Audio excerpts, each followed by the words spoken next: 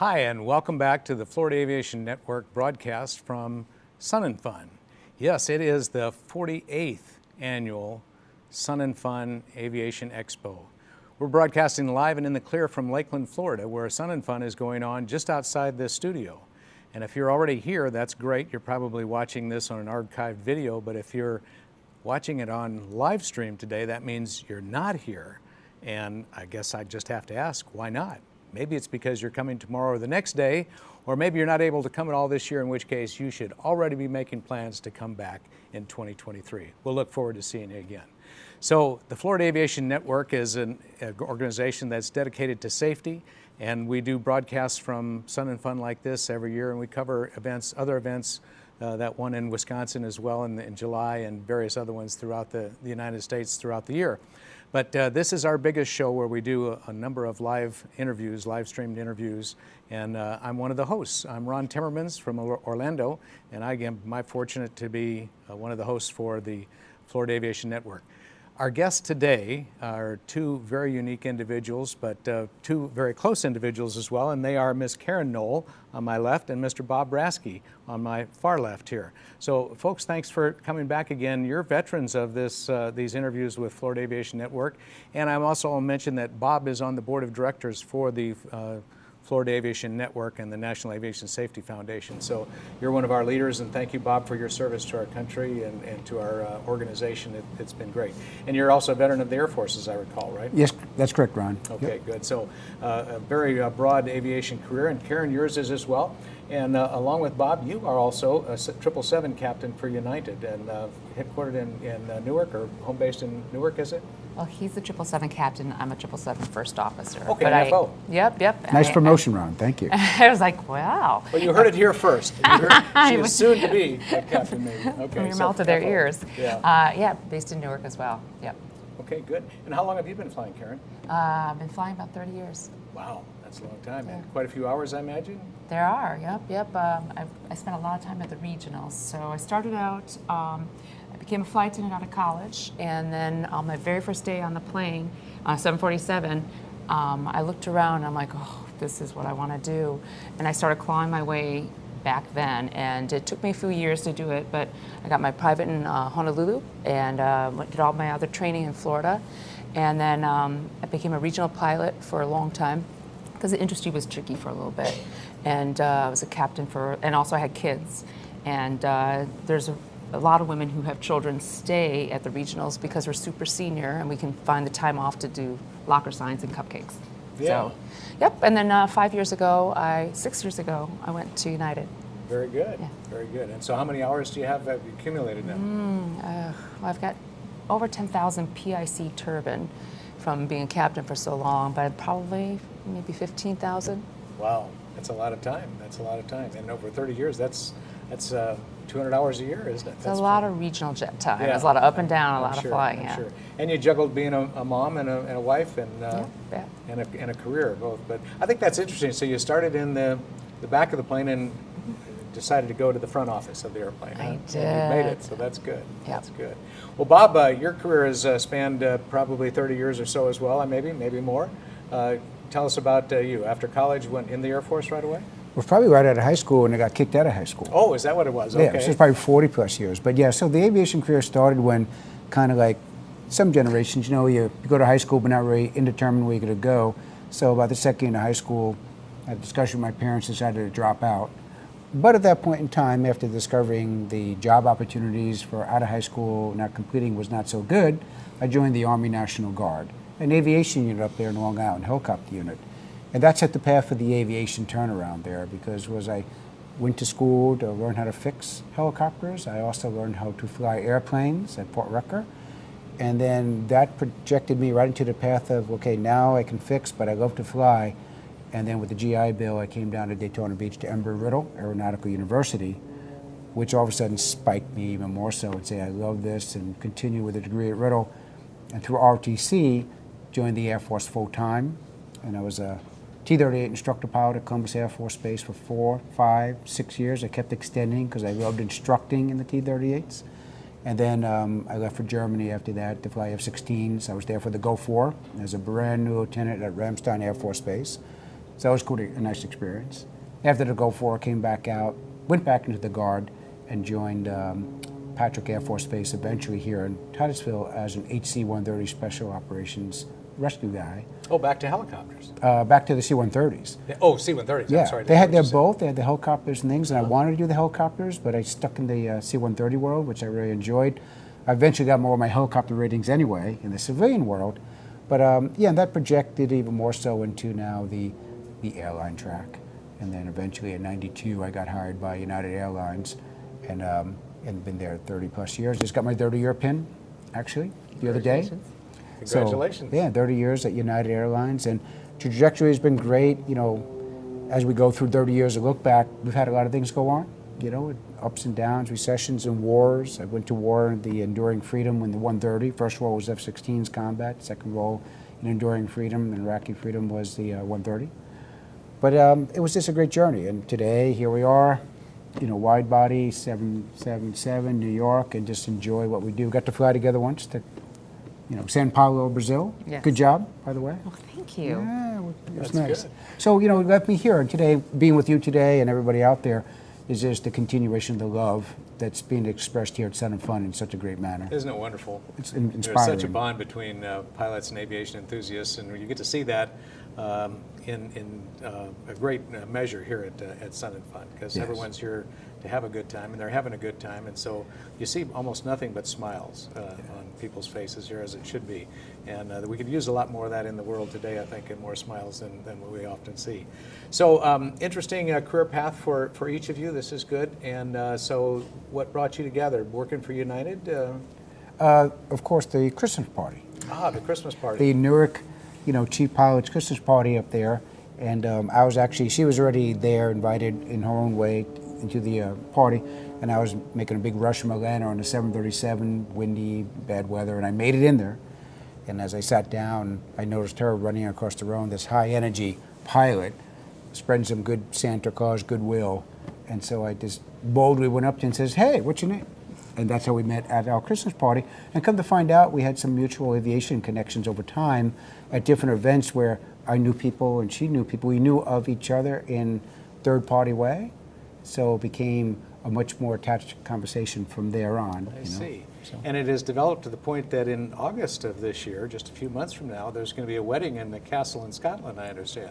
Yes, you know, Involving the the two of you. the Outlander style owl brings in the ring kind of thing wonderful. for the castle and kilt. And we both have heritages, Irish, the Mahoney McManus clans, and she's of a, you know, her clan, which was Leslie Clan. Leslie Scottish. clan. So we just, you know, we had that plan 2 years ago. COVID kind of backpedaled it, but we didn't give up on the dream. So now it seems to be coming back together. So we look for forward you. to like a celebration post-pandemic to Scotland again. Well, congratulations to both of you. Thank you. This is wonderful. I'm very happy for you. Very happy. Looking for forward you. to it. So for the folks that are watching today that may be aspiring aviators, can we tell them that this is a pretty good time to be involved with aviation and not so good time to hold back or go for it full blast? What would you say? Bob, why don't you start? You know, it's like in an aviation career over time, believe it or not, there's always these great times, good times, and there's a wait period, right? So right now we're in this amazing beyond good time there where everything has come together. Industry has consolidated, right? And so all the great airlines of the world, instead of having multiple fractions smaller airlines, have consolidated to be very healthy, strong transportation companies. That now was able to project jobs and futures that will be long versus short. So that was one thing. And then secondary is we have the retirement waves of a lot of pilots over the years that are expressing. And then there's the expansion of the airlines. The airlines are growing and going with additions of airplanes and all that. So kind of a triple witching effect of consolidation of airlines, very strong transportation companies, and the need for pilots has created this amazing demand in such a way, if one is anybody out here in Sun and Fun today, we have GoJet, Republic, Silver Airways, all these airlines, you know, in different programs are out there saying, we want you now. Here's the signing bonus now. Direct hire captain. We've had a little bit of that in the past, but this is like way amazing. The inspirational develop of those programs. So like at United, we have an amazing program. Each airline has its own program. We have Aviate. You see Aviate represented out there through some of our partner airlines, which are you get hired now, you do a track, and you kind of, depending what track you are, have a future with the airlines. United has one, Delta, American, we all have our different programs. We at United are proud of our program, and the Aviate program and our CEO and everybody behind it has projected that in such an amazing manner, where it is so nice to see the kids lining up out there who never even thought about it, just going, wow, I can believe in this now. At what age, Karen, can a young person get involved with a commitment, if you will, towards an airline career? So they hire at 23, but you're depending on which track you do. If you go to the aviation high school, aviation college, you got a lot of your ratings out of the way, you're building hours, and boom, right at 23, you're ready to start. Like some of the programs they have with the major airlines, specifically, I could speak to United, the Aviate program, because I'm part of it. Oh. And they're trying to demystify aviation. For so long, there wasn't a lot of women pilots, and there weren't a lot of non-white pilots, and so they're like trying to be more inclusive, like demystifying and saying, here you go, you can do this. We're showing you some role models, and we'll show you how you can afford to do it. Here's scholarships. If you don't get a scholarship, here's some low APR loans and stuff like that, low-cost loans, and then this is what it's going to take to get there.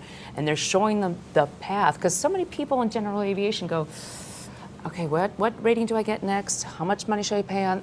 They're showing you the way, and they're helping you hold your hand. And then in your first year at a major airline, you're paying off that debt, and they're showing you it's possible. Wow, that has to be very exciting for young people as well. So if a person doesn't get involved with a program like Aviate, one that's real structured like that, what would they need for time, pilot time, and age, and do they need a degree? So you don't need a degree to go to a regional carrier. And so you can, but if you want to go to a major carrier, most of those require still a bachelor's degree. But it shouldn't deter you, because first of all, you get your hours, get your licenses, and some people, we have friends that have gotten all their CFI ratings by the time they're 18. What? And so they're just building their hours, and when they get enough hours, they can get hired by a regional carrier, which would be 1,500 hours. But they will pay for your last rating, the ATP. They're going to pay for all of that, and then they're going to give you a signing bonus, and they're going to make you. It's not like the olden days where we had to, share a lot of rooms with each other and stuff like that, and the first year pay was just horrible.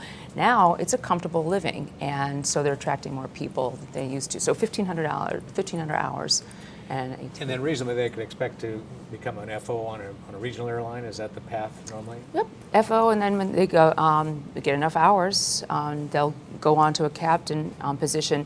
Now the major airlines, they only require 1,500 hours, but you're probably looking for they want you to spend a year there, or at least, and then throw your stuff in. Good experience flying for a regional, I'm sure, before you move to the larger jets and the different routings and the larger company. Yeah. It is really great experience. The military has amazing pilots that come out of there, but we're used to flying maybe up to 6 legs a day, up and down all the major airports, all the major or the minor airports, and we can get them on fast and get them out, and you learn, and you have a lot of opportunities to learn on the job, minor emergencies or whatever happens in the airline industry and air traffic control and stuff like that. Yeah. Did you fly in the military at all, Karen? I did not. You did not? No. And Bob, you did, and so at least in the F-16s, the passenger load is not a big challenge for you. It's just a one-person flight, right? More than one's one too many in a fighter pilot. Even though we had two-seaters, we just was doing a check ride or something like that, but then you say, see you. Yeah. Yes. You like the one person? Well, one person is really fantastic. You're in charge of a beautiful machine. You're one with it, with the environment. And, a lot of times I'd be solo out there just doing some training runs. But you're also one with many when you're in formation. That's even more powerful. You'd be there with maybe a 6 or 7 ship. And you see Ron over there. I see Bob. I see Obi. And all these different folks out there. You would see ships. Ron way off to the side. Ron be rocking the wing to bring you back in. We're going in. But that's all about the fighter pilot world. It's a fun and fantastic, but inclusive. And then you said you also flew C-130s. Yep, you had C-130s. So that's a different kind of flying, even though it's military flying. But that's certainly different, carrying cargo, carrying people. Yeah, that role was logistics. even more special because we were search and rescue. Our motto was that others may live, a very strong motto in the search and rescue community, SAR.